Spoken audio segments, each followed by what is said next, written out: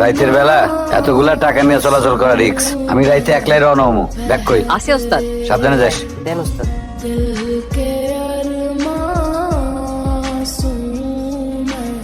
মামা একটা পান দেন, কাঁচা সুপারি, কয়েক কথা জর্দা বেশি দিন।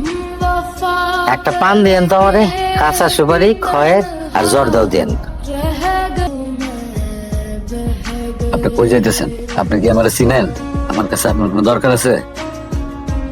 আপনারে আমি কয়টা কথা জিজ্ঞাসিলাম, উত্তর দেন। ভাতের হোটেলে তো আপনারা দেখলাম। কই যাইতেছেন?